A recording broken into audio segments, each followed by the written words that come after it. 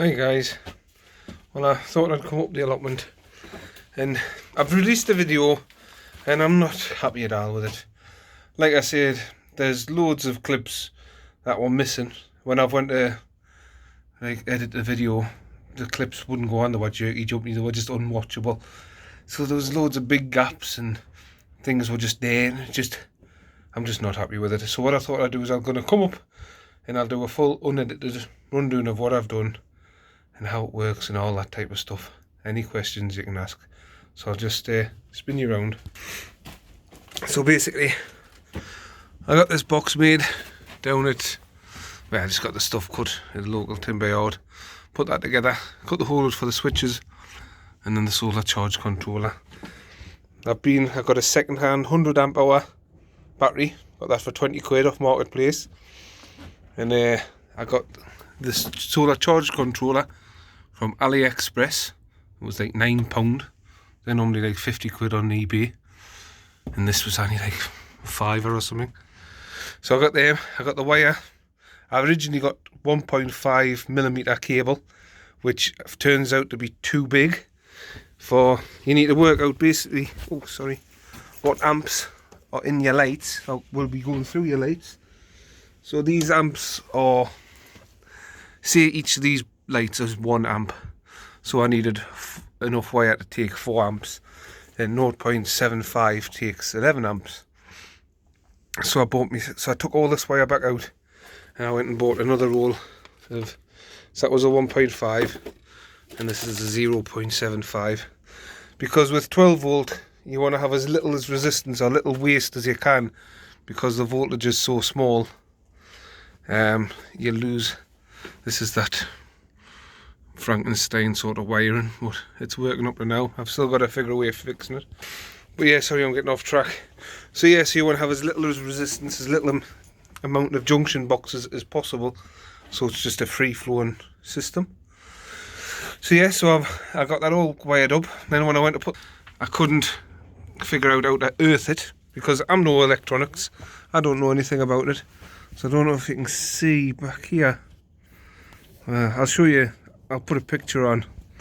It's basically, it's like a little bus block, I think it's called, a buster block.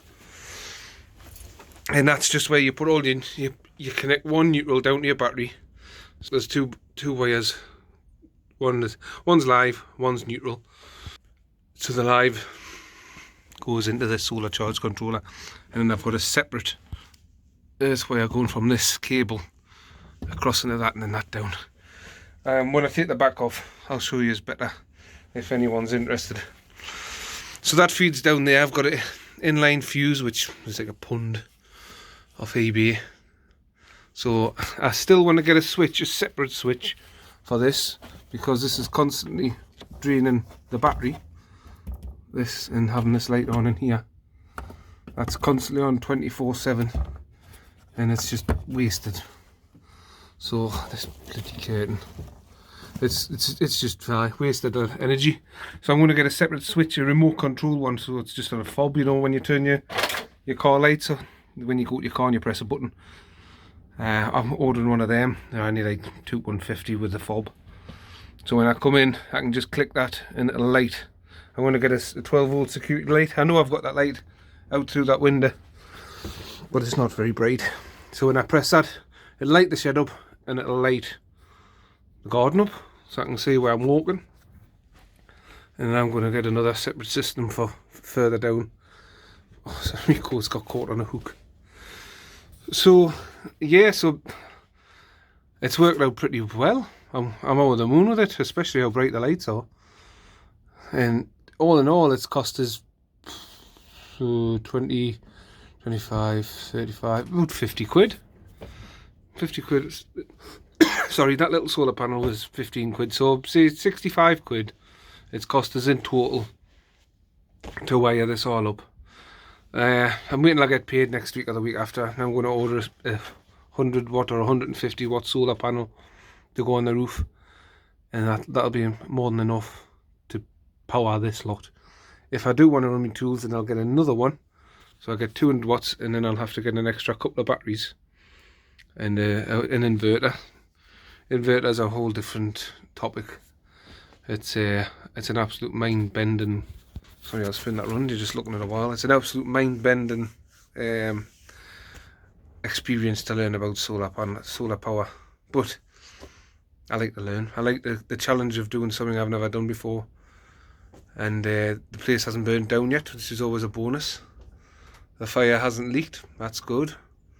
The draft's down in here because I've put the polystyrene up along there, and I'm going to get some wood and batten it along so it stays in and doesn't blow the polystyrene out. And I've spoken to the allotment site, and I'm allowed to have a greenhouse 3 times the size of the one I've got here.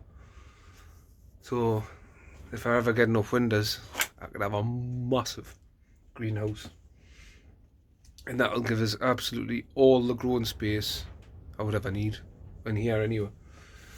And so if anyone knows where there's about 40 double glazed windows, yeah, I need them. So I've got some onion sets. I was going to start them off tomorrow. I finished night shift this morning, went to bed, woke up at 3 o'clock and been told I've got overtime tomorrow. It's 7 in the morning. So I'm going to be like a zombie tomorrow. So I can't get up tomorrow, but I'm up on the weekend. But like I said in the beginning of the video, I've got to find my camcorder. I'm going to go back to that because this is recording variable rates, and when you try and edit something in variable rates, it just skips and jumps, and I watched the video and I thought it was just like a shambles. Really, there was wires appearing, there was lights here, the lights were on before I'd even fitted them, and I just wasn't happy. I was a bit annoyed about it all, to be honest. So yeah, little impromptu chat. If there's anything you want to know about the system, let us know. But I'm over the moon with it. I've got light, and the allotments are all lit up. The chickens are happy. I've just given them a bed of straw because I didn't put any straw down when there was a snow going on. Straw's been quite hard to get a hold of, actually, because with it being so wet and cold, the farmers have used more than they would normally. So it's now more expensive to buy straw than it is to buy hay, which is crazy. And I don't really know if there's anything else to talk about. I've showed you what I had growing. Get my onion sets in shortly. I don't really like putting the onion sets in too soon. They always catch up anyway. And my garlic's coming along great down in the bottom of the garden. So now I've sort of finished the electrics in here. I've still got the water pump to fit out, but I want to wait till it warms up, because if you get all that fitted and then it freezes and breaks, I'd be gutted. So I'm just going to wait till it warms up. So yeah, the frosts are gone. I want to wait till all that's gone. The tank, the IBC tank, the tap's knackered. That's cracked. So when you go to turn it, the big main tap on, that's cracked. So I'm getting another one for a tenner or something like that. So I'll eventually. It just means I've got 1,000 litres of water to empty out in my allotment, which isn't what I want to do. But I've got a little hose pipe connection on the end. I'll go and show you. It might be a bit windy out here because it's blowing a gale. I got a little hose pipe connection so you can connect the hose directly onto it. I'll show you my little Valentine's gift I got. Oh, that's there. Little a rusty rose. Sorry, it's really windy out here. I'll try and. As you can see, the little hose pipe connection bit that goes on the end. But if you look there, it's all split. There. It sort of works, but it's not ideal. No one is better than that. If you're going to do something, do it properly. I know it's allotment and it's tie stuff together, but it's not how I like doing stuff. But the IBC's filled up to 200. So 200 gallons is in there. So that's champion. Just need to use them. Too much guttering, really. Anyone want any guttering? Feel free. More than I'll probably ever need. There's my little snowdrops that I've transplanted. They're coming along, champion. And the other ones that I put out are starting to grow through. There's like a line of them. That's all right, when I want to line the snowdrops, I can see them. I don't know if you can.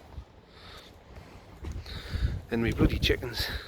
I've got my tulips all along here, but I've got them growing in random spots because the bloody chickens scrattered them up. So I'll have to wait till they've grown and pull the plum, like mark where they are. And oh sorry, it's a finger.